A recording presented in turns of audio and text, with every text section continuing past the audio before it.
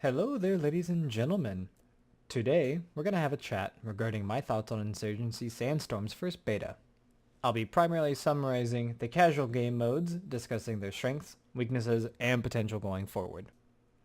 This beta brought in Push, Skirmish, Checkpoint, and Casual Firefight. All of these modes are present in Insurgency's source, and Sandstorm does a great job of remaining true to the core spirit of its predecessor. Let's start with Push. Push is the most played game mode in the Insurgency playlist, both here in the beta and the original.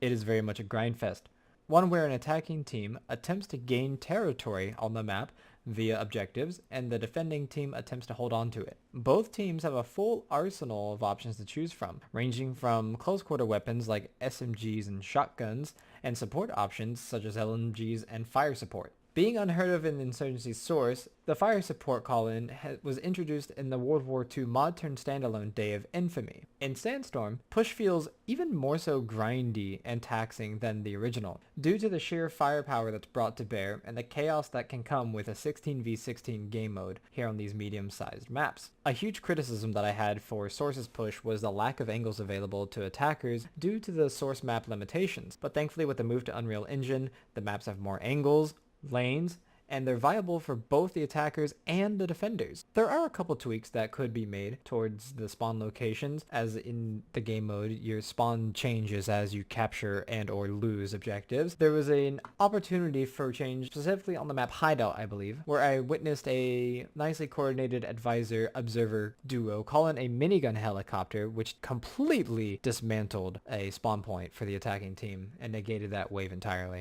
Moving on to Skirmish, I felt that there were fewer of these issues, as the entire map is open from start to finish of the round. Another thing I love about Skirmish is how it really stays true to the roots, being that it's basically a midway point between Push and Firefight, as there are respawns in the same manner as Push, but it rewards objective captures with extra waves and spawns just like Firefight does. Added props to New World for allowing the quote-unquote caches to be changed into drainable fuel trucks, which removes the need for every objective player to carry flammable throwables or highly explosive IEDs and C4s. Also, kudos to the dev team for accurately replicating Firefight capture points on the Skirmish maps, thus creating a subliminal training method for players to gain a feel of the competitive game mode. I actually enjoyed Skirmish more than I did Push, but I think that's mainly due to the openness of the map and the range of strategic options that were available at my disposal. Strangely enough, the firefight mode in the beta was very difficult for me to get into. Although a ton of casual players are trying out the game mode, it felt as if the only players who really understood how to play were those who played firefight competitively back in Insurgency's source. It meant that there were some extremely lopsided matches where the enemy team would lose fewer than 3 or 4 players, but would get capped out so quickly because they were unaware of how important it was to push contested points. I think that due to the low level of game comprehension and sense that most players seem to have these days, since it's Battle Royale landscape, many players don't have a sense of urgency in regards to moving towards objectives in a game unless there's an ever-closing zone of damage and doom hurting them forwards. Also, I feel like there needs to be some more weapons added to the flanker classes, both for security side and insurgents in this game mode, but especially for the insurgents. Security side flankers have they have a decent loadout option, but that's a tiny criticism that can be addressed at a later point.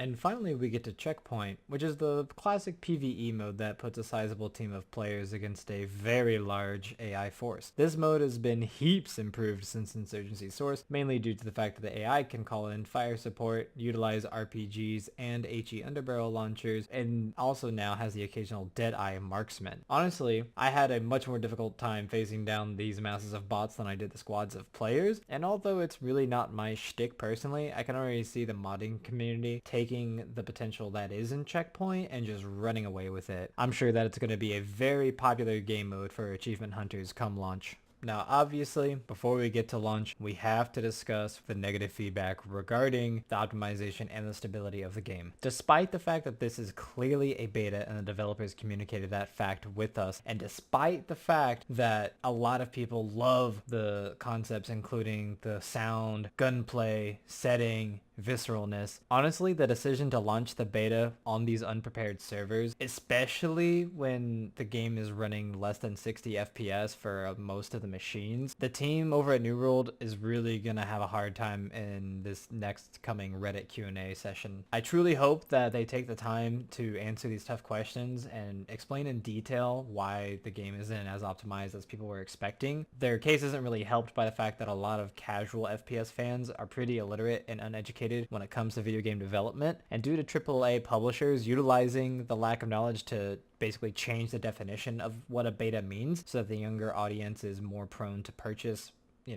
copycat games, it still doesn't make Sandstorm look any better in the eyes of the majority, knowing that we're just a month out from launch.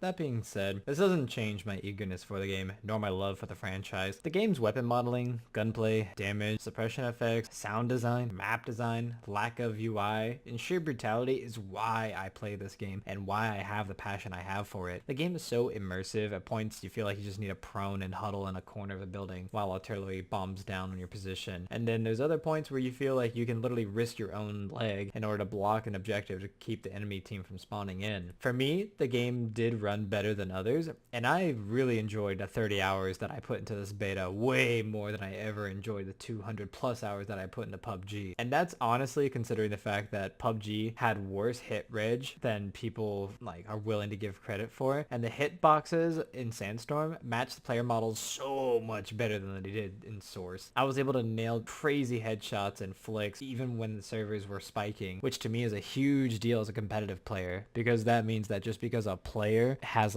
bad internet, that doesn't necessarily mean that I'll be unable to shoot them. My only hope is that for the next beta wave, New World are able to pull through and fix all the major technicalities that are turning people off from the game in this time. In my mind, if the servers feel good and the optimization improvements are visible, a lot more people will be excited for the game, and it won't just be the hardcore fans that are committing to their pre-order. I've also heard that a lot of people are putting a ton amount of weight into the lackluster animations and the crazy desync that's coming from sprinting speeds on the models, but in my opinion, a huge part of that is based on the game's server stability, and I would much rather them fix the server side stuff before they start focusing on the nitpicky animations. Now, I know I didn't go into too much depth regarding the competitive firefight nor the balancing issues that I might have with the game. I'm actually going to save that for a separate video that I'm going to do here in a day or two. So, because this is the first time I've done a video like this, make sure to let me know what you guys think about the topics I discussed. And as I always say at the end of my streams, hopefully you guys are resting well and recharging, and make sure you're always striving for peace of mind.